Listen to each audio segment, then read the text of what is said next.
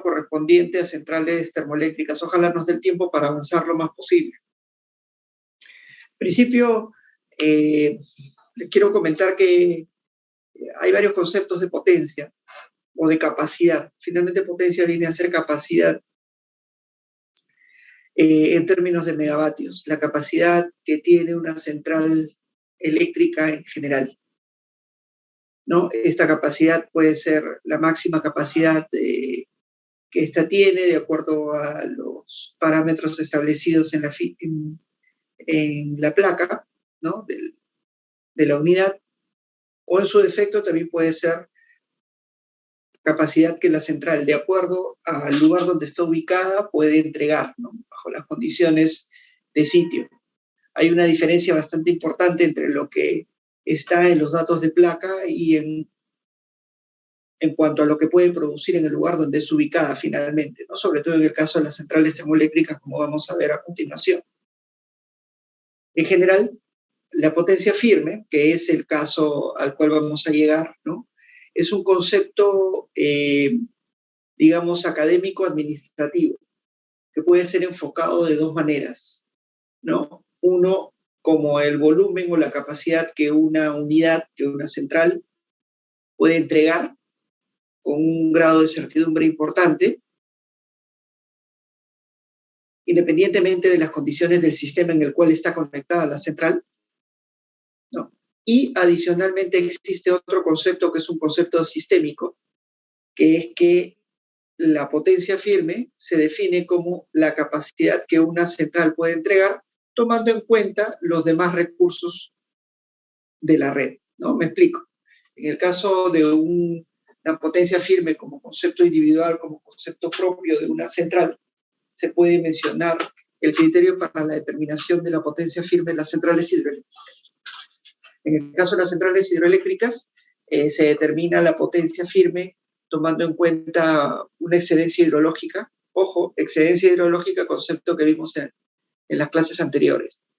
Una excedencia hidrológica del 95%, ¿no? Para el periodo de estiaje o seco. En el caso de las centrales, por ejemplo, de las centrales eólicas, se determina la potencia firme como el promedio de la potencia que ha producido la central o la capacidad, la capacidad media, la potencia media que produjo la central en los 3 años anteriores, en la hora de punta. Pero si se dan cuenta, en la realidad, la central eólica es no gestionable, por lo tanto no puede asegurar una determinada capacidad con total certidumbre. ¿No es cierto? O sea, no tiene la posibilidad de decir, yo en cualquier momento puedo entregar la potencia, pero sin perjuicio de eso, sí puede entregar energía al sistema y esa energía puede ser almacenada por los embalses de las centrales, no directamente, sino a través de una inyección que realiza la central eólica, mientras que la central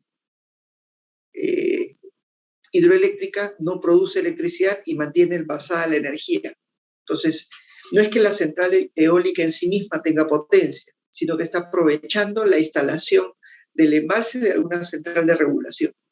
Entonces, son dos conceptos distintos que, digamos, en nuestro país se aplica, ¿no? Un concepto de potencia firme individual para el caso de las hidroeléctricas y de potencia firme como concepto sistémico para las solares y las eólicas. Es una manera de entender la potencia firme. Pero al final, lo que nosotros podríamos decir es que la potencia firme es la capacidad que se va a entregar con un determinado grado de certidumbre o de certeza, con un alto nivel de seguridad. Evidentemente sabemos que las renovables no gestionables no tienen esa capacidad. No le puedes decir, no le puedes ordenar a una central solar que produzca su potencia pico en la noche, ni le puedes ordenar a una central eólica que produzca su potencia instalada en un determinado periodo, porque si es que no hay radiación o no hay recurso eólico, simplemente la central no va a producir electricidad, ¿no? Pero como puede aprovecharse la energía a través de algunos otros elementos conectados al sistema, se entiende que sí podría entregar una determinada potencia, ¿no? No de manera directa, sino aprovechándola a través de algún otro elemento de la red. ¿Ok? Finalmente, la potencia firme es lo que se remunera, ¿no? Porque se entiende que la potencia firme es una medida de confiabilidad de las unidades del sistema. En el caso de las termoeléctricas, la potencia firme es un concepto final, ¿no? Partimos de algunos otros conceptos iniciales para llegar al concepto de potencia firme. El concepto inicial es la potencia instalada, que es la potencia que está definida en la placa de los grupos, de las unidades, de cada una de las unidades, ¿no? O sea, vendría a ser la potencia instalada. Luego de ello, podríamos indicar que existe un siguiente nivel que vendría a ser la potencia efectiva. Pero antes, yo tengo que precisarles que la potencia instalada está a unas determinadas condiciones, unas condiciones ideales de operación, a unas condiciones de referencia, ¿no? Que lo vamos a ver más adelante, lo vamos a ver en el desarrollo de la sección de centrales termoeléctricas, pero en términos generales la potencia instalada es la potencia que está en la placa de los generadores bajo condiciones ideales, bajo unas condiciones estándar, bajo unas condiciones ISO, ¿no? Que vamos a analizar posteriormente. Esa es la potencia instalada. Pero la central termoeléctrica no va a estar ubicada en un lugar donde hayan condiciones ISO, donde haya condiciones ideales. La central termoeléctrica va a estar ubicada en un determinado lugar. Y las condiciones de ese determinado lugar son, por lo general, distintas a las condiciones ISO ideales, ¿no? Entonces tiene que ajustarse el rendimiento, la capacidad de la central a las condiciones de sitio o del lugar donde va a estar ubicada la central. ¿Ok? Entonces, potencia instalada, potencia ideal, potencia de placa. Potencia efectiva, potencia ajustada a las condiciones del lugar donde va a estar ubicada la central. Y la potencia firme es a la potencia efectiva se le incorpora el efecto de los factores de indisponibilidad fortuita.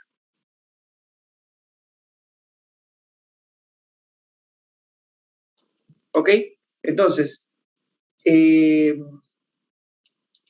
a esos valores de potencia efectiva le incorporamos el factor de indisponibilidad fortuita, es decir, la indisponibilidad fortuita por fallas, por algún evento no previsto, ¿no? Que haya ocurrido y que haya afectado la disponibilidad de la central. Eso es en el Perú, pero existen otros lugares donde la potencia firme de las centrales termoeléctricas no incluye solamente la indisponibilidad fortuita en hora punta, como es en nuestro país, sino también puede incluir la indisponibilidad programada, que es la que resulta en los mantenimientos. Y se incluye acá un factor adicional que sería por 1 menos el factor de indisponibilidad programada, el FIP, ¿no? Es otra manera de calcular. Cada país tiene su propia regulación, tiene sus propios criterios para definir la potencia firme. El criterio que se aplica acá en el Perú es básicamente incluir la indisponibilidad fortuita únicamente. ¿Okay? Ahora, esa es la potencia firme, pero a las centrales termoeléctricas se les exige, a las centrales termoeléctricas a gas natural, se les exige tener determinado volumen de transporte, un determinado volumen de transporte que define el COES, que es el operador del sistema, y el 100% de la capacidad de distribución para poder obtener ingresos por potencia, ¿no? Los ingresos por potencia resultan de qué cosa? Van a resultar básicamente de la potencia firme por un precio hay un procedimiento en términos generales, ¿no?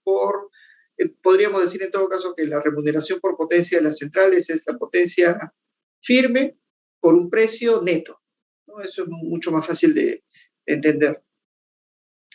Entonces, las centrales a gas natural, para que tengan ingresos, ¿no? Tienen que tener una potencia firme, pero adicionalmente deben de tener algunas consideraciones en cuanto a sus contratos de transporte y distribución de gas natural, ¿no? Más adelante vamos a analizar el,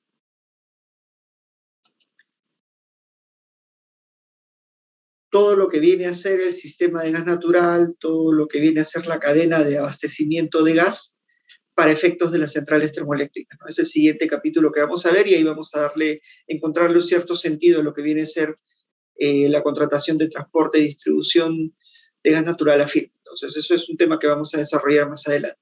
Pero en términos generales, entonces, tenemos que la potencia firme viene a ser la potencia efectiva por un determinado factor de disponibilidad. ¿Ok? Para que las centrales termoeléctricas tengan ingresos por potencia, no solamente les basta tener potencia firme, sino también un determinado volumen de contratación de transporte y distribución de gas, ¿no? Cosa que no necesariamente pasa en todos los países del mundo, sino que cada uno tiene su respectiva regulación, su respectiva normativa. ¿Ok? En el caso de las hidroeléctricas, como les había dicho ya en anteriores ocasiones y bueno, hoy al inicio de la clase, lo que se exige es la potencia que la máquina o que la central puede entregar a un nivel de excedencia hidrológica del 95%. Es decir, no el más seco, que viene a ser la serie hidrológica al 100%, sino una casi muy seca, que vendría a ser la excedencia hidrológica al 95%. ¿Ok? Entonces, a las centrales hidroeléctricas le piden que se calcule cuánto es la potencia que podría entregar en estiaje, considerando una excedencia hidrológica del 95%. Esa sería su potencia firme. Y esa sería la potencia firme o la potencia garantizada en términos generales, digamos un concepto previo de potencia garantizada, ¿no? Esa sería la potencia garantizada de una central hidroeléctrica de pasada. Entonces, en el cálculo, nosotros determinamos la serie hidrológica y seguramente eso va a venir en la práctica, ¿no? Vamos a determinar el escenario o la serie hidrológica, el 95% de excedencia, 90% de excedencia, 100% de excedencia, lo que sea necesario, según las premisas de la pregunta, ¿no? Con esa excedencia hidrológica, con esa serie asociada a esa excedencia hidrológica, vamos a determinar una determinada potencia. Eso, y ahí quedaría el problema si es una central de pasada. Pero las centrales de regulación tienen embalses y las centrales de regulación pueden almacenar el agua para ponerla en la punta, ¿no? Porque solamente se analiza, al menos en el Perú, el periodo de hora punta. Entonces, puede almacenar la energía en el embalse y luego esa agua almacenada la entrega únicamente en hora punta. Y con eso incrementa su nivel de producción de lo que vendría a entregar bajo la serie hidrológica o la serie con una excedencia hidrológica del 95% a ese valor, la hidrología al 95%, más lo que haya guardado durante todo el día para ponerlo en la punta, ¿no? De este modo, lo que yo les comentaba creo en la clase anterior, las centrales hidroeléctricas de pasada, muchas de las centrales que existen en el Perú son de pasada, no tienen embalse, ¿no? Las centrales hidroeléctricas de pasada pueden tener una potencia instalada de 100 megavatios, pero van a tener una potencia firme, sin el embalse, de 20 megavatios aproximadamente, porque generalmente la potencia firme de una central que no tiene un embalse viene a ser aproximadamente el 20% de la potencia instalada, ¿no? Entonces, una central hidroeléctrica sin embalse va a tener el 20% de su potencia instalada como potencia firme.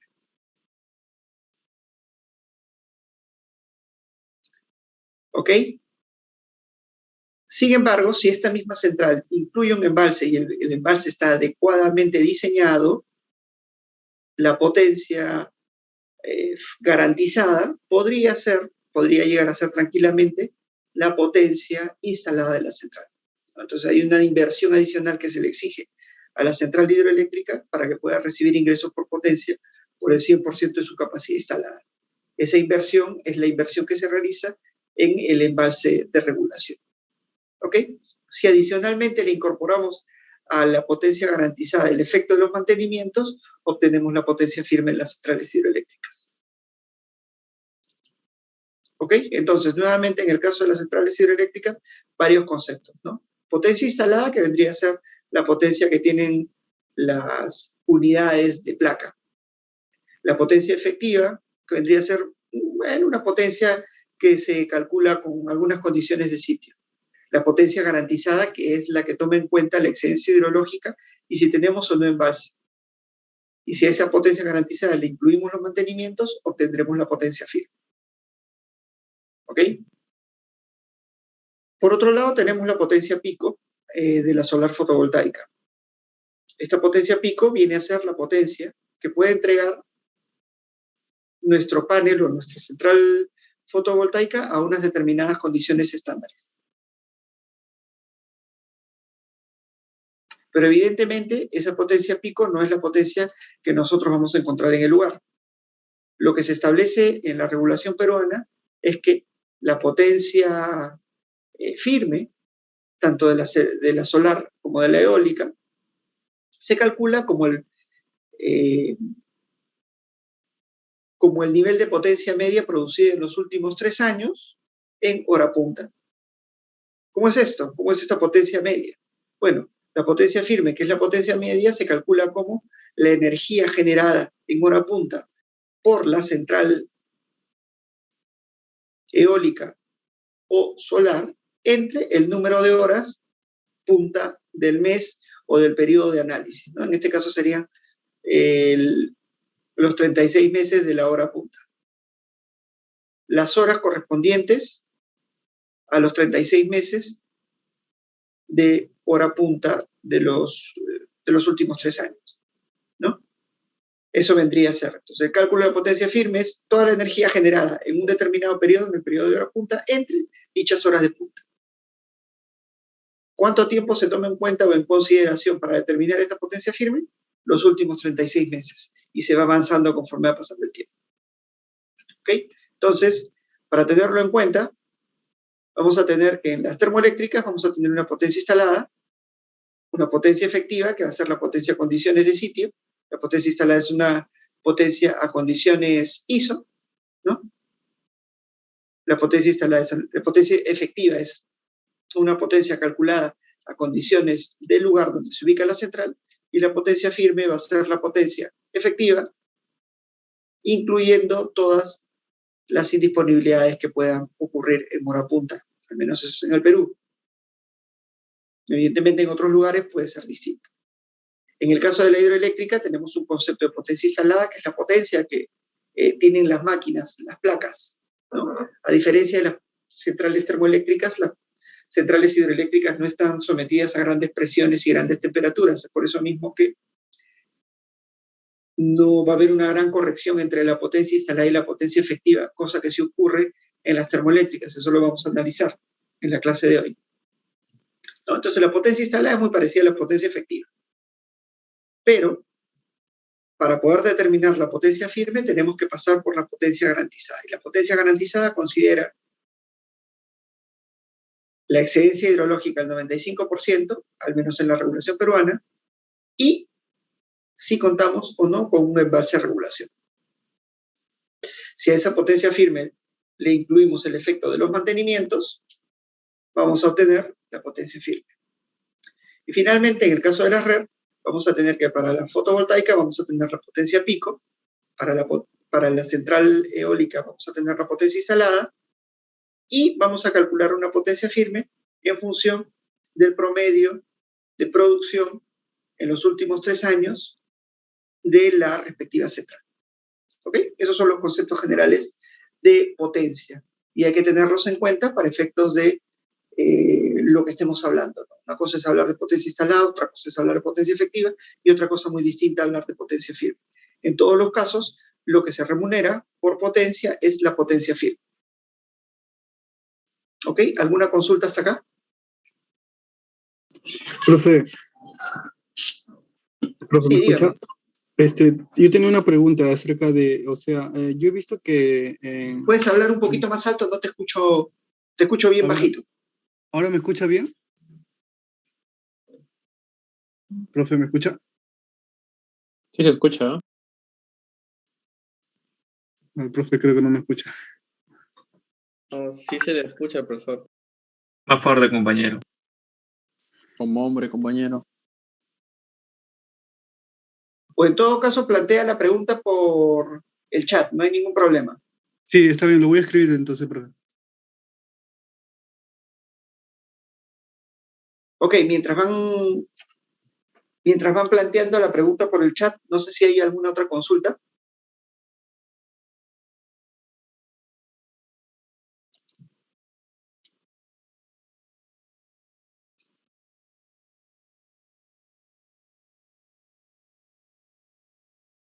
No sé, ¿no hay preguntas? Yo tengo una pregunta. Buenas noches.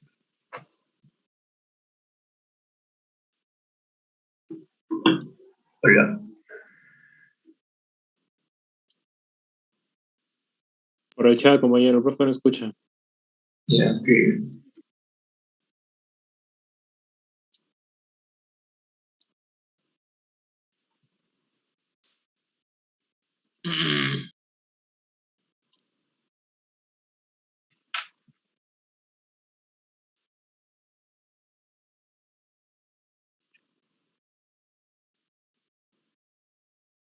Ok, no, el factor de presencia es básicamente una consideración de los procedimientos, ¿no? O sea, es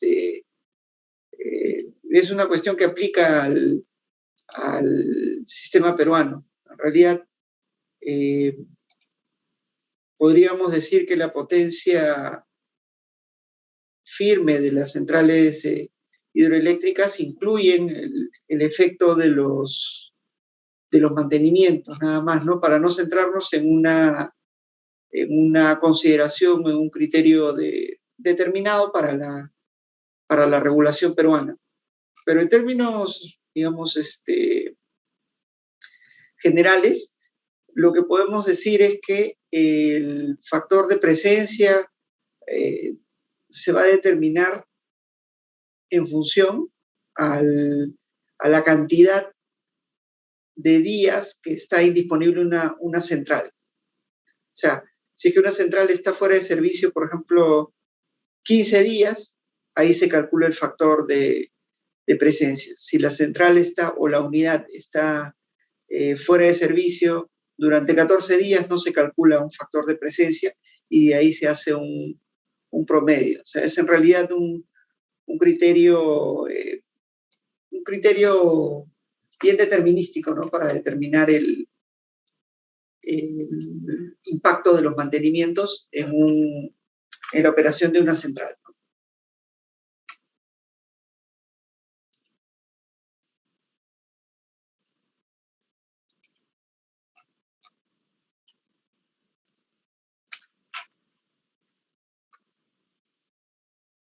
O sea, hay un procedimiento que lo que dice es que debo de calcular el factor de presencia como 1 entre el número de días del mes multiplicado por por la disponibilidad diaria de las centrales o de las unidades, ¿no? 1 entre el número del día del mes por los días en que la central ha estado disponible. Pero esto se empieza a calcular únicamente si es que la central supera 15 días consecutivos de indisponibilidad, ¿no? Entonces, un procedimiento un poco detallado, bien administrativo, que creo que no viene a colación en los objetivos del curso. Entonces, es una cuestión bastante administrativa. A ver, el tema de la excedencia hidrológica es un concepto que hemos visto en anteriores clases, ¿no? Evidentemente hay un grupo de alumnos que no ha llevado esas clases, así que no hay problema, yo lo voy a explicar en la clase de recuperación del domingo. Ahí voy a hablar de lo que es la excedencia hidrológica.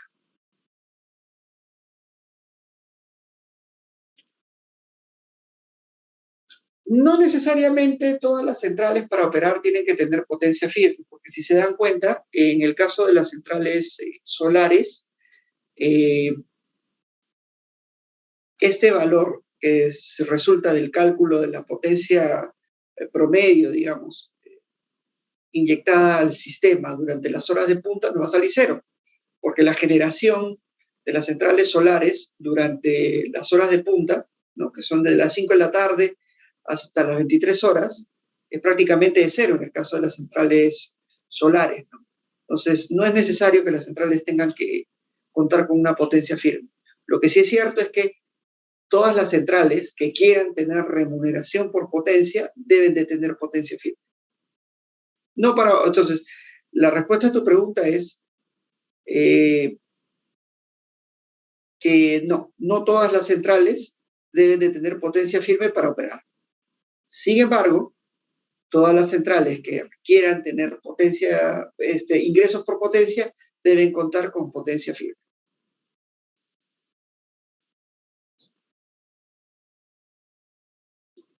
¿Ok? ¿Alguna otra consulta?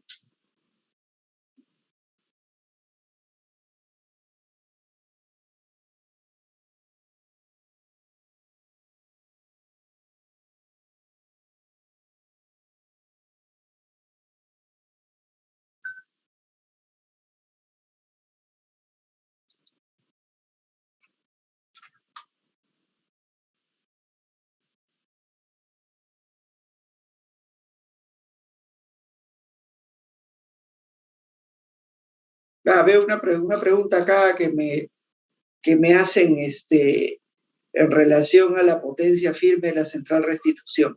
Bueno, esas son preguntas demasiado detalladas, ¿no? O sea, si me preguntan a mí cuáles son las características de todas las centrales, no me las voy a acordar porque cada una tiene sus propias características, ¿no?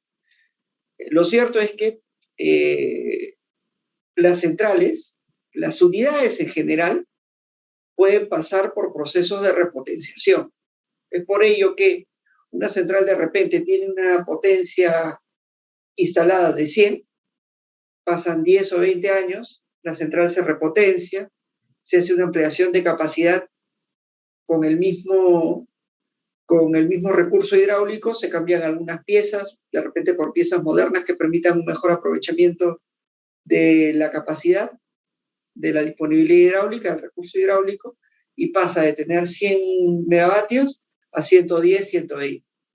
Obviamente vamos a hacer el cálculo de la potencia garantizada tomando en cuenta las nuevas consideraciones, los nuevos datos de rendimiento de la central, ¿no? Y eso va a hacer que se incremente la potencia firme, la potencia efectiva. Porque la potencia efectiva finalmente es cuánto es lo que puede dar. Sin embargo, este cambio, este ajuste no va a hacer que se cambie la placa va a seguir siendo la misma. Lo único que se han cambiado son ciertas características de la unidad y esas características de la unidad hacen que la central entregue una mayor potencia. Entonces, podemos tener una potencia en una central que tenga una capacidad, digamos, instalada que sea un valor y la potencia firme y la potencia efectiva termina siendo mayor, ¿no?, por efectos de alguna repotenciación, alguna ampliación, algún trabajo que se haya efectuado sobre la central para tener un mayor aprovechamiento del recurso hidráulico. No nos olviden que las centrales hidroeléctricas tienen esta característica que puede durar 50, 80, 100 años con tranquilidad. Es claro que la tecnología de hace 100 años ya está totalmente superada, entonces si se cambian algunos componentes de la central, vamos a obtener un mejor rendimiento por el mismo recurso hidráulico. O sea, de repente podemos ampliar un 20, 30, 50, 100% la capacidad de la central simplemente cambiando algunas características de la central, algunos aditamentos, algunas partes, algunos detalles, álabes, qué sé yo, ¿no?, que se hayan modernizado, que hayan cambiado por efecto, bueno, del avance tecnológico. ¿Ok? Bueno, si no hubiera más preguntas, pasamos ya a lo que viene a ser el tópico de centrales termoeléctricas. En el caso de centrales termoeléctricas, yo quisiera empezar con la identificación de 3 conceptos principales, ¿no? El primer concepto viene a ser la capacidad que justamente acabamos de analizar.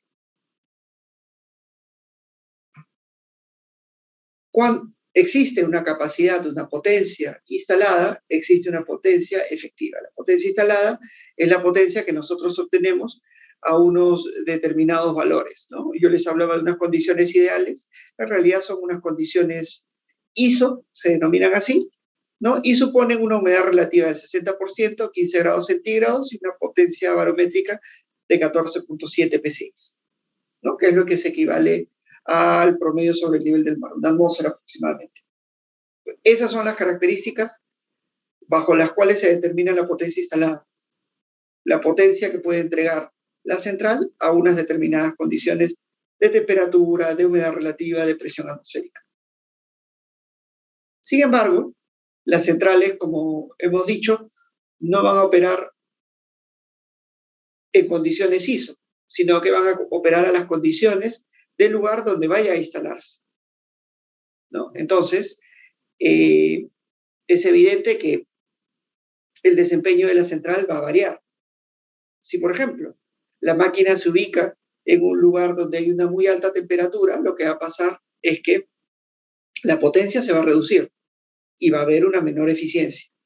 Cuando nosotros vemos el programa diario de operación del COES de un día de avenida, de un día de verano, vamos a ver que las centrales tienen un determinado volumen de producción, ¿no? Se les programa con un volumen de producción menor al volumen de producción que tendría la misma central en el periodo de estiaje o de invierno.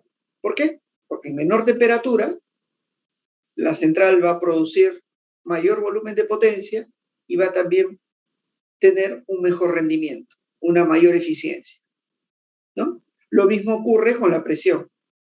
La presión atmosférica también impacta de manera importante en la producción de la central.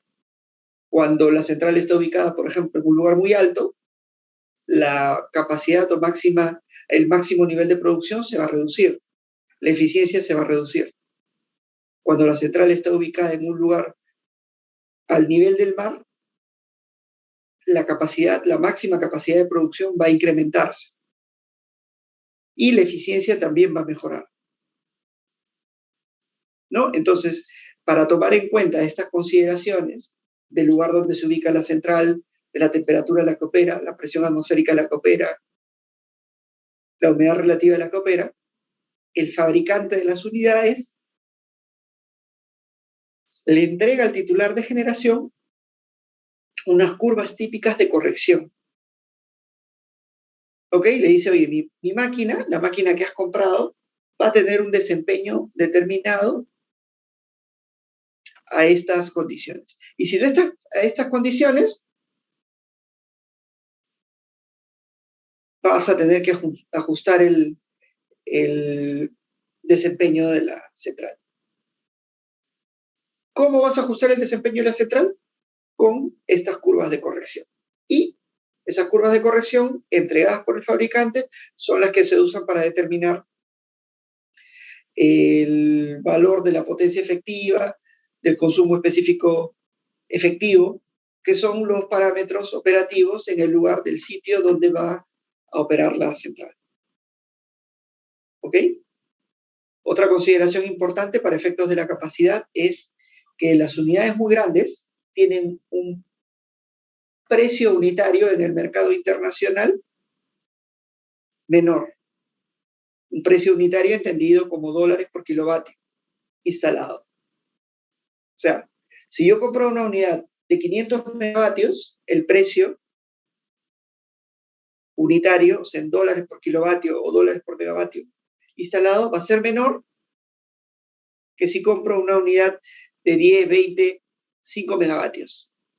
Mientras más chica es la unidad, el precio unitario, o en dólares por kilovatio, o en dólares por megavatio instalado, va a ser mayor. Más chica la unidad, el precio unitario mayor. Más grande la unidad, el precio unitario menor.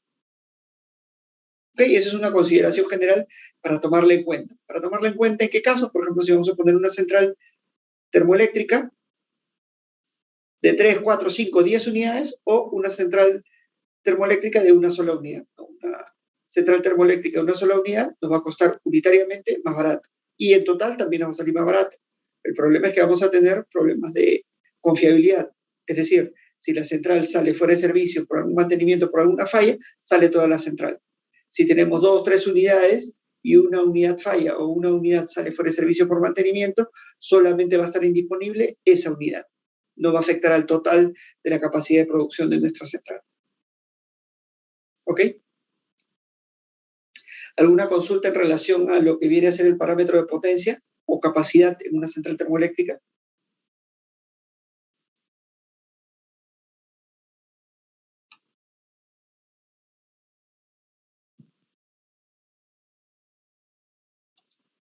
¿No hay preguntas? Ok. El siguiente parámetro es el parámetro de consumo específico. El parámetro de consumo específico es el que está relacionado al consumo de combustible para producir una unidad de electricidad. ¿Cuánto combustible, cuánto calor, cuántos barriles de petróleo necesito yo para producir electricidad? Un volumen de electricidad en megavatios hora, en kilovatios hora, qué sé yo, lo que sea. Lo que nos muestran los resultados y la mayoría de unidades, esto es una cuestión genérica, ¿no? Es que las unidades a un nivel más alto de carga o un mayor nivel de producción tienen un menor consumo específico. O sea, consumen menos BTUs para producir 1 kilovatio hora. A un mayor nivel de producción, las unidades consumen menos calor para producir 1 kilovatio hora.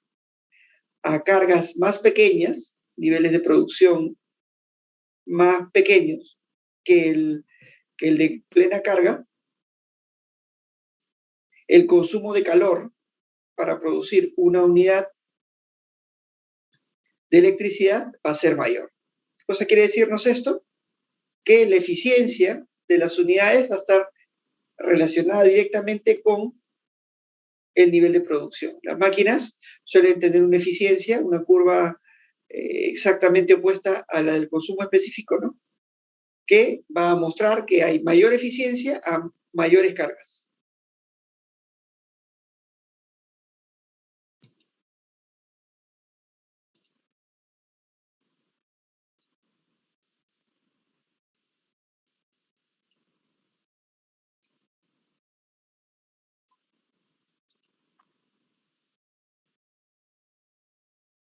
Lo que hay que tomar en cuenta es que una central de generación, es el tema que viene acá, va a despachar en función al consumo específico. Es decir, en un sistema marginalista o semi-marginalista como el peruano, en el cual las unidades operan por costos variables, ya lo hemos visto al principio del curso, las unidades operan por un costo variable, que es el caso del pool que aplica en el Perú, del mercado spot que opera en el Perú. Las máquinas operan básicamente en función a qué? En función a el costo. Si tiene mayor costo, opera después. Si tiene menor costo, opera antes. Pero ¿cómo calculamos ese costo? Bueno, ese costo lo calculamos como la suma del costo variable de combustible más el no combustible. El no combustible es básicamente el costo variable de mantenimiento. Pero el costo variable de combustible, que representa el 80 o el 90% del costo variable total de la central, se calcula como el consumo específico, que es la variable que estamos analizando, por el precio del combustible. En el caso del gas de camisea, todas las unidades tienen el mismo precio. Entonces, ¿cuál es el factor importante para la competitividad de estas unidades? Básicamente el consumo específico. En el caso de centrales termoeléctricas que operen a diésel, por ejemplo, ¿cuál es el factor de competitividad del consumo específico? ¿Por qué? Porque el mercado de diésel básicamente es el mismo, es el mercado internacional de petróleo. Entonces, el consumo específico termina siendo una variable importante. ¿Para qué? Para que las unidades operen. Pero ¿cuál es el asunto? El asunto es que las unidades suelen ser más eficientes conforme son más modernas, ¿no? Ese es un tema que vamos a ver a continuación, lo dejamos en stand-by. Ahora, el consumo específico básicamente tiene dos referencias. Una referencia de poder calorífico inferior y una referencia de poder calorífico superior.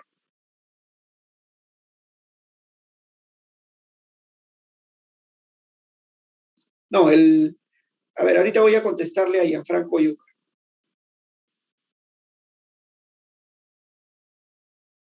El poder calorífico inferior lo que toma en cuenta es básicamente que la totalidad del agua producida en la combustión, en el proceso de combustión, permanece en estado de vapor.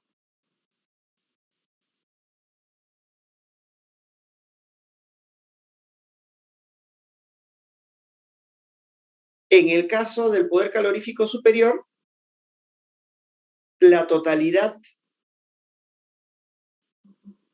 del agua pasa a estado líquido. Es decir, extraemos toda la energía del agua, porque el agua al estar en estado de vapor todavía tiene energía. Si nosotros extraemos esa energía pasando el agua de estado de vapor a estado líquido, obtenemos un mayor volumen de producción.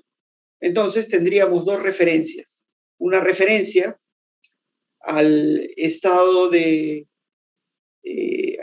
el cual, o en la situación en la cual el agua como resultado de la combustión permanece en estado de vapor, que vendría a ser el poder calorífico inferior, y otra referencia en el cual la totalidad del agua que se produce en la combustión queda en estado líquido, y esa vendría a ser el poder calorífico superior.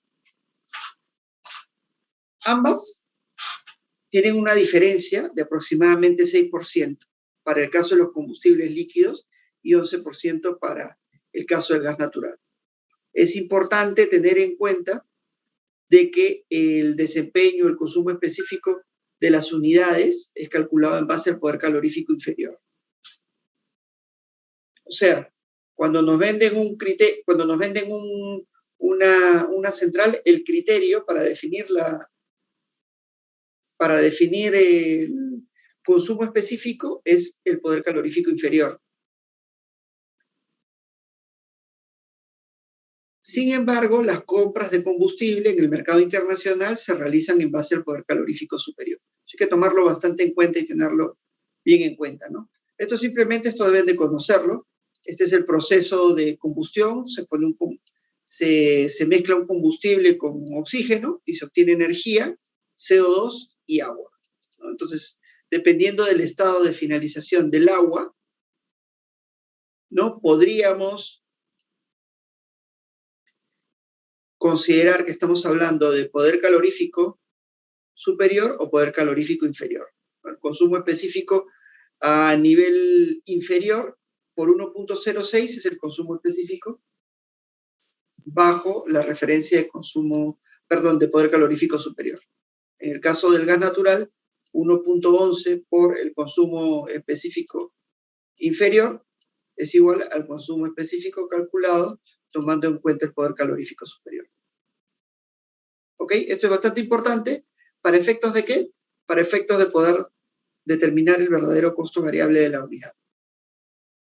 ¿Ok? En el caso y acá me remito a la pregunta que nos hace su compañero Gianfranco Yuca, que dice, ¿cómo se calcula el costo incremental de la central termoeléctrica? ¿O es lo mismo costo variable total que costo incremental? Evidentemente no es lo mismo, ¿no? Pero yo trato de hacer una simplificación para no meterme en algún concepto que requiere un mayor detalle para poder entenderlo. El costo variable total es básicamente el producto del consumo específico por el precio del combustible más el costo variable no combustible, ¿no? El costo incremental de una central termoeléctrica, viene a ser el valor de la pendiente de la derivada del costo variable total. ¿Ok? No me voy a meter a desarrollar ese tema porque ese tema lo vemos en centrales eléctricas. ¿Ok? No es lo mismo. Contestando a tu pregunta, Gianfranco. El costo variable o la función de costos, como debería ser definido adecuadamente, porque es en realidad una función de costos, es distinta al costo incremental. ¿Por qué? Porque la función de costos es una función. El costo incremental es la pendiente de esa función. ¿Ok? Y evidentemente, como es una derivada, va a haber una componente fija que simplemente va a desaparecer de la función de costo llevada al costo incremental. ¿Ok?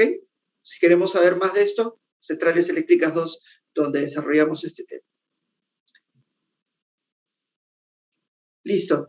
Y bueno, la otra variable importante para efectos de poder determinar qué unidad vamos a nosotros tener o optar en el caso que nos toque construir una central termoeléctrica, cosa que ya no es muy popular ahora, ¿no? Pero que conforme va a ir pasando el tiempo nos vamos a ir dando cuenta que de todas maneras se requieren, ¿no? Aunque no las querramos, aunque no tengamos el corazón cercano a las centrales termoeléctricas. El otro parámetro que hay que tomar en cuenta es la edad, es decir, cuánto tiempo la máquina o el diseño de la máquina que escogemos ha estado en el mercado.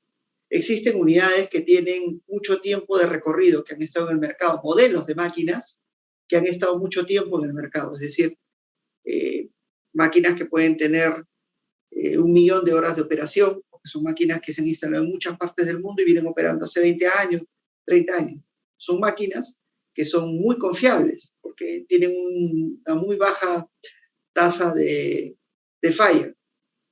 Han sido probadas durante millones de horas y se han identificado todos los potenciales problemas que podrían tener estas máquinas. Y se han ido incorporando mejoras en las máquinas nuevas que salen bajo este modelo. Entonces, estas máquinas ya están muy, muy probadas y tienen una alta confiabilidad. Sin embargo, el problema de estas máquinas que tienen una alta confiabilidad es que son máquinas que tienen un diseño antiguo, digámoslo entre comillas, y no tienen mejoras en términos de diseño, en términos de materiales, cosa que sí podemos tomar o sí podemos obtener con máquinas que sean de reciente diseño, con menos edad. Máquinas con menos edad, ¿qué cosa tienen? Tienen mejor desempeño en términos de consumo específico, tienen una mayor capacidad, pero podrían tener una menor confiabilidad. ¿Por qué? Porque son máquinas que no se han probado tanto como máquinas más antiguas. Entonces, máquinas con mayor edad son máquinas confiables, pero menos competitivas. Tienen un consumo específico más alto, es decir, necesitan mayor volumen de calor para producir una unidad de energía eléctrica, mientras que las unidades con menor edad lo que tienen es una mayor capacidad, una mayor eficiencia, pero una menor confiabilidad potencialmente hablando. ¿Ok? Entonces, dependiendo de que nosotros nos encontremos en un mercado muy competitivo como el nuestro o en un mercado verticalmente integrado como el de una empresa única, nos va a convenir un tipo u otro tipo de máquina. En un sistema en el cual hay una única empresa que no compite, seguramente buscaremos una unidad con mayor confiabilidad, a pesar de que no tengamos mayor capacidad y que nos resulte algo más costosa en términos unitarios, ¿no? Pero sin embargo la confiabilidad va a ser buena y finalmente los usuarios van a terminar pagando esa unidad. Sin embargo, en un mercado competitivo, ¿no? En el cual se busca tener el mejor desempeño de las unidades, las características más competitivas, lo que vamos a tratar de hacer es probar las máquinas más nuevas, ¿no? de más reciente diseño, para obtener los mejores parámetros de performance y obtener ventajas competitivas frente a los competidores. ¿Ok? Entonces esas serían las tres características, digamos, importantes de una central termoeléctrica, ¿no? Ahora, denme un segundito que responder una llamada.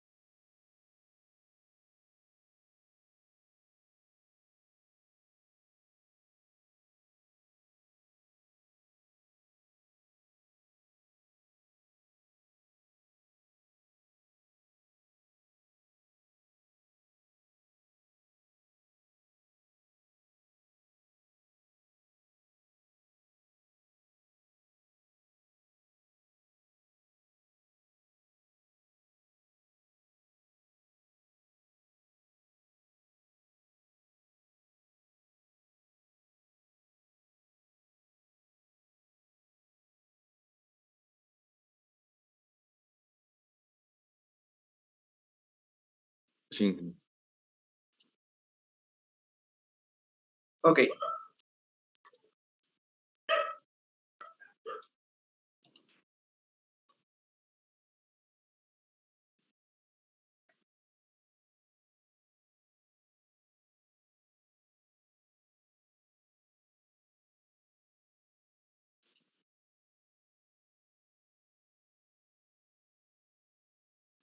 Ok, bueno, continuando entonces, mucho va a depender cuáles van a ser los lugares donde vayamos a instalar nuestra central, ¿no? Les decía hace un momento que el, el público en general eh, tiene ahora una cierta incomodidad con respecto a las centrales termoeléctricas porque evidentemente pues pasan por un proceso de combustión y este proceso de combustión genera CO2, ¿no? Que es un gas de efecto invernadero y por lo tanto es un elemento contaminante. Hay que tener en cuenta que dentro de los combustibles hay determinados valores, ¿no? O sea, por ejemplo, el carbón es el combustible más contaminante, seguido por el petróleo, y finalmente el gas natural, que vendría a ser el que tiene un menor nivel de producción de emisiones. Además, hay que tomar en cuenta que en el caso de la producción de electricidad, tenemos una tecnología que es bastante eficiente, ¿no? Que está llegando al orden del 56-57% en términos de eficiencia, de aprovechamiento de la materia prima o de la energía primaria para efectos de la producción de electricidad, ¿no? Entonces, contamos con ciclos combinados que son bastante eficientes y además se cuenta con gas natural, que es el combustible más eficiente en términos de producción de gases de efecto invernadero, ¿no? Sin embargo, de todas maneras hay una producción de CO2 como resultado de la operación de estas centrales. Pero el problema es que en un sistema en el cual hayan centrales renovables, es necesario contar con algún tipo de central para poder brindar servicios complementarios, algún tipo de central convencional, me refiero. Y las centrales termoeléctricas son una buena alternativa, ¿no? Yo les sugiero que vean un poco el tema de la crisis energética que ocurrió el año pasado en Texas, ¿no? Lo que pasa es que en Texas ha habido una promoción muy importante de centrales eólicas y solares, ¿no? Justamente en el periodo de invierno de ellos, el invierno boreal, hubieron un conjunto de tormentas, hubieron muchos problemas que generaron la indisponibilidad o la menor producción de estas turbinas, ¿no? De las turbinas eólicas y de los paneles solares, ¿no? Lamentablemente, pues, como consecuencia de ello, hubieron un montón de personas que se quedaron sin suministro eléctrico por varios días. El problema en Estados Unidos es que el invierno no es el invierno de acá, donde podemos abrigarnos y se acabó, ¿no? Sino que es un invierno muy fuerte. Y esto de acá, esta menor inyección de electricidad, lo que generó fue que hubieron personas incluso que murieron, ¿no? Por las temperaturas que se presentaban y bueno, al no contar con electricidad, los hogares se quedaron sin posibilidad de contar con calefacción. Si bien es cierto, se ha indicado de que hubieron líneas de transmisión que quedaron congeladas, ¿no? La verdad es que las líneas de transmisión, ustedes saben que pueden operar a temperaturas muy bajas, ¿no? O sea, eso no es una restricción. Nosotros tenemos líneas de transmisión que atraviesan los Andes y que están a temperaturas bajo cero y no tienen esas restricciones. Lo que sí se pudo registrar finalmente es que las turbinas eólicas y los paneles solares dejaron de operar u operaron en un menor nivel que lo que deberían de operar normalmente. Y al haber promocionado con tanta intensidad a las centrales no gestionables, las centrales convencionales empezaron a salir fuera de servicio. Entonces no había capacidad que pudiese reemplazar, capacidad convencional que pudiese reemplazar a la generación de las eólicas y las solares, ¿no? Como consecuencia de ello, hubieron una serie de apagones y hubieron como consecuencia de ello también algunas lamentables muertes, ¿no? El problema en ERCOT, que es la red o el sistema tejano en Estados Unidos, es que ERCOT está totalmente aislado del resto del sistema estadounidense, ¿no? Es como una especie de país aparte, Texas. Entonces, no podían importar tampoco electricidad de otros estados. Entonces, esto generó, pues, esta complicación que finalmente, generó unas pérdidas calculadas en términos de varios miles de millones de dólares y, bueno, lamentables decesos, ¿no? Eso, digamos, nos dice que, ok, se pueden tener en cuenta las energías renovables nuevamente, pero siempre hay que tener las otras energías, las convencionales, para que puedan brindarnos la disponibilidad, la robustez y la electricidad en caso que hayan fallas. Lo razonable, creo yo, y eso es una opinión eminentemente personal, es que un sistema no puede estar basado en un solo tipo de generación. O sea, si yo les digo, por ejemplo, en el Perú deberíamos tener solo termoeléctricas, eso sería un absurdo y estaría hablando desde la ignorancia. Si yo les digo solamente tengamos centrales hidroeléctricas, lo mismo. Y lo mismo aplica para centrales renovables no convencionales. El Perú ha pasado por algunos problemas, por problemas bastante importantes en cuanto a disponibilidad de electricidad cuando hubo una sequía muy fuerte en el año 1992. Creo que les expliqué acá y les comenté lo que implicaron estas restricciones. Toda la gente, que además era muy poca, pues solamente el 45% del país tenía electricidad. De este 45%, solamente tenían electricidad 16 horas al día. O sea, el 55% del país no tenía electricidad y el 45% que sí lo tenía, solamente lo tenía con 16 horas al día, ¿no? ¿Esto por qué era? Porque hubo un proceso de sequía muy fuerte en el año 92, no hubo agua en la cuenca del Mantaro, que era la principal fuente productora en el país en aquel momento, y se tuvo que restringir el suministro de electricidad, ¿no? Entonces, ese es el claro ejemplo de que depender únicamente de generación hidroeléctrica está mal. El ejemplo que les menciono de lo que ha pasado en Texas es el ejemplo de que estar basados mayoritariamente o en gran parte por centrales renovables no convencionales también está mal, ¿no? Y un caso en el cual nosotros veamos de que hay una gran dependencia de combustibles fósiles y que esto genere problemas es lo que actualmente le pasa a Alemania con Rusia. Hay una guerra, hay una serie de restricciones que se han establecido para Rusia.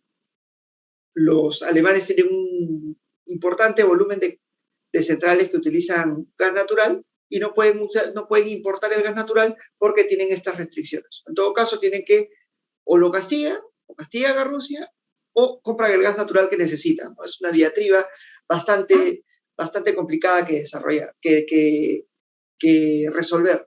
Entonces, en ese caso, todos estos ejemplos lo que nos muestran es que si un país se basa únicamente en un solo tipo de energía o mayoritariamente en un solo tipo de energía, corre el riesgo de tener desabastecimiento, corre el riesgo de estar en situación de racionamiento, corre el riesgo de tener apagones continuos, corre el riesgo de afectar su economía. Entonces, lo cierto es que se tiene que tener todas las tecnologías competitivas disponibles dentro de una red, dentro de un conjunto de matriz energética que sea razonable y que nos permita a nosotros, como país, poder suministrarle energía a nuestra demanda eléctrica en caso de que una de esas fuentes primarias de energía tenga algún tipo de restricción. No haya radiación solar, hayan tormentas, que pongan fuera de servicio las centrales eólicas, no haya disponibilidad de combustible o haya una sequía. Tener un conjunto de centrales, un parque generador diversificado es lo que hace fuerte a un sistema eléctrico. Si a ello adicionalmente incorporamos la posibilidad de tener interconexiones internacionales, podemos fortalecer aún más nuestra red porque en caso de excedentes de producción de electricidad podemos exportarlos. En caso de déficits de electricidad en nuestro sistema por alguna de estas cosas y que nuestro margen de reserva no permita cubrir esa demanda eléctrica, podemos importar la electricidad de otros países. ¿Ok? Yo sé que hay decisiones políticas por las cuales se limita la interconexión con otros países, pero la importación desde el punto de vista eminentemente técnico es positiva. ¿Por qué? Porque robustece el sistema y permite exportar excedentes y también permite importar déficits de energía, ¿no? Entonces, si se dan cuenta, hay decisiones que son, digamos, muy políticas en estos temas relacionados a electricidad, ¿no? Pero nosotros tenemos que enfocarlos necesariamente desde el punto de vista técnico. Y el punto de vista técnico, ¿qué nos pide? Nos pide abastecer al sistema con la mayor seguridad, con la mejor economía y dando un suministro de calidad y de alta confiabilidad. Y eso lo logramos con interconexiones internacionales, con una diversificación de la matriz energética de electricidad. No hablo de la matriz energética del país, es otra cosa, ¿no? Ya sabemos cuáles son las complicaciones y las deficiencias que tiene eso. Pero desde el punto de vista de la matriz energética del sistema eléctrico, lo que tenemos que tener es una diversificación de fuentes de generación. ¿Perú la tiene? Sí, en gran parte lo tiene. Entonces tenemos que seguir orientados hacia eso, ¿no? No casarnos con un solo tipo de energía. Mal haría yo en decirle, no, la termoeléctrica es lo mejor. No, porque eso es falso. Porque genera emisiones contaminantes, porque dependemos de las potenciales importaciones de combustibles si es que no tenemos unas reservas importantes de combustible en el país. En el caso del diésel, no tenemos nosotros producción de petróleo importante para abastecer una central a diésel. Tenemos unas importantes reservas de gas natural, pero estas también se van reduciendo en el tiempo conforme se van consumiendo.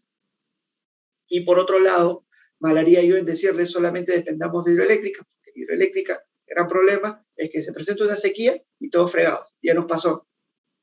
Y por otro lado, el problema de las renovables no gestionables que, bueno, han generado toda esta tragedia en Texas en el periodo de invierno de 2021.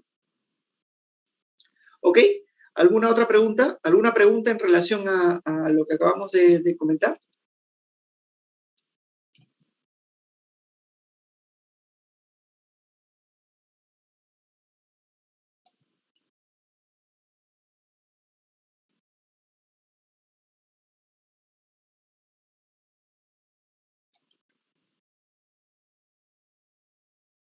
Siéntanse libres de preguntar lo que consideren conveniente.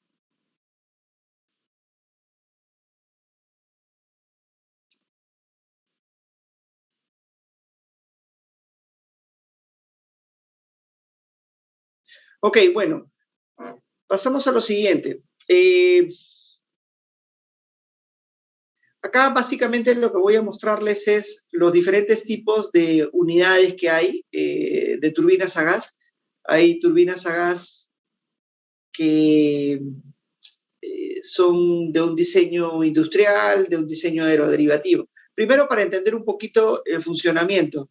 El aire ingresa a través de un compresor, el compresor comprime el aire, le inyecta una gran presión, este aire a gran presión ingresa al combustor donde se le inyecta el combustible y ocurre la combustión, y el flujo másico que resulta saliendo del combustor, es decir, la masa o el flujo a alta presión y a grandes temperaturas se expande en la turbina, lo cual genera un torque y a su vez genera el giro que requiere el alternador.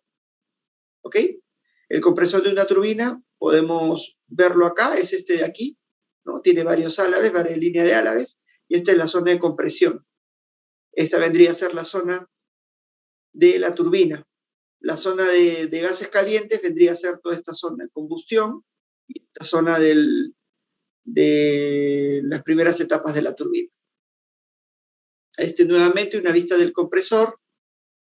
Esta debe ser el área del combustor y acá está la turbina, ¿no? Existen varios tipos de modos de ciclo simple con algunos ajustes que permiten un mejor aprovechamiento del combustible, ¿no? Permiten incrementar las eficiencias sin llegar a un ciclo combinado, ¿no? Y bueno, eso depende también de la necesidad que tenga el operador de la central en invertir un poco más para tener un mejor desempeño, un mejor aprovechamiento del combustible.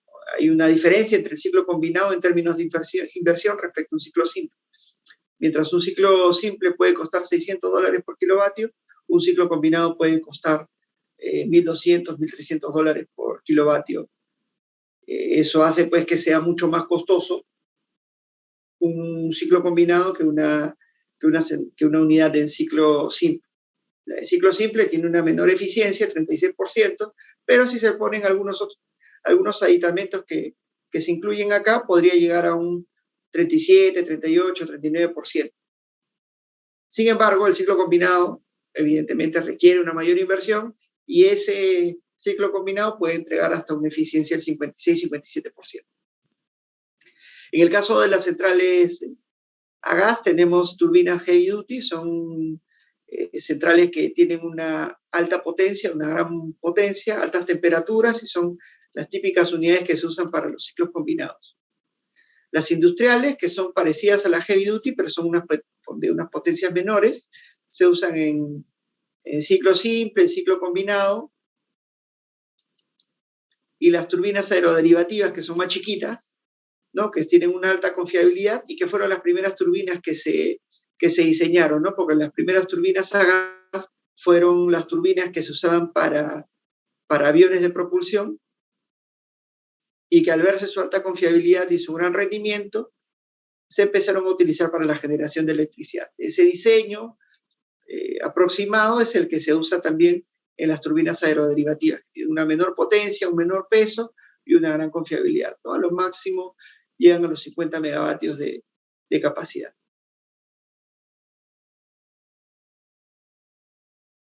¿Ok?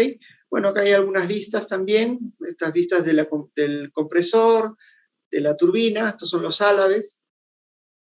En el ciclo combinado lo que se hace es, ese gas caliente que sale de la turbina pasa a través de un caldero recuperador de calor, se realiza una transferencia térmica de los gases calientes que salen de la turbina hacia un conjunto de tuberías que incluyen agua, y en esa agua se genera vapor. Ese vapor lo que hace es alimentar una turbina de vapor, la cual se expande, genera el torque necesario para la generación de electricidad y hay un mayor aprovechamiento del combustible, ¿no? Todo este adicional que mostramos acá no necesita una inyección adicional de combustible para generar electricidad.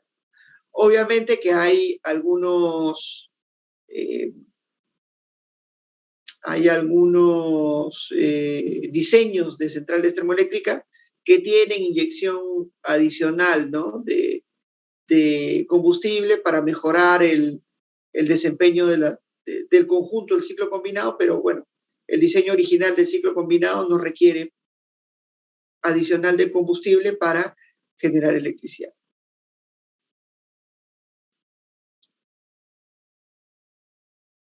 Ok, acá vemos, por ejemplo, el conjunto de la turbina a gas y la turbina a vapor. Vemos que hay una inyección del 100% de energía en el combustible. La turbina a gas aprovecha el 36, 37, 38% y la turbina a vapor aprovecha el 20, 21, 22% de la energía que se puede aprovechar del gas natural, ¿no? Y esto genera, pues, unas eficiencias, como les digo, de 56, 57, 58%. Ok, esta es la típica vista de una central a ciclo combinado. Acá vemos las curvas típicas de arranque de una unidad TG, son unidades que tienen unos tiempos de arranque bastante cortos, ¿no? Mientras que en el caso de las turbinas a gas y vapor, en ciclo combinado, ahí sí la puesta en servicio puede demorar un poco, ¿no? Porque si bien es cierto, la turbina a gas puede entrar muy rápido, lo que sí va a demorar va a ser obtener condiciones de vapor en la turbina a gas para poder inyectar electricidad al sistema, ¿no? Sí hay una demora en la toma de, primero en llegar a las condiciones de vapor y luego en la toma de carga para obtener la producción de electricidad. No se olviden que en el caso de la turbina a vapor lo que tenemos es agua, ¿no? Agua que se va a calentar. Y el agua, pues, no es que se vaya a calentar de manera inmediata. La vamos a obtener, es un agua especial, ¿no? Desmineralizada. Esa agua va a pasar del estado líquido al estado vapor para pasar a la producción de electricidad en la turbina a vapor, pero esa digamos, cantidad de vapor no la vamos a obtener de manera inmediata, ¿no? Además que tiene que tener unas determinadas condiciones de presión para que entre en la turbina a vapor. Y esas condiciones de presión tampoco no las obtenemos de manera inmediata. Hay todo un proceso de arranque que puede demorar varias horas para poner en servicio, para poner en paralelo con la red una central en ciclo combinado. ¿Ok? Lo dejamos ahí. Creo que hemos tenido una clase en la cual hemos tocado una serie de tópicos. Creo que podemos dejarlo ahí. La primera práctica todavía no la voy a tomar porque tengo la obligación de poner al día al otro grupo, a la sección N, y una vez que tengamos ya al día la sección N, ya envío las prácticas, que van a ser prácticas domiciliarias, como les dije, para poder aprovechar la mayor parte del tiempo y tener ya las primeras tomas. Yo me imagino que esto, si no es esta semana, es la subsiguiente. Faltarían un par de clases más, una clase de centrales termoeléctricas, lo que viene a ser gas natural, y con eso ya también tendríamos temas para la segunda práctica. ¿Ok? Si no hubiera nada hasta ahí, entonces lo dejamos ahí y nos estamos viendo. ¿Ok? Hasta luego. Muchas gracias. Ingeniero,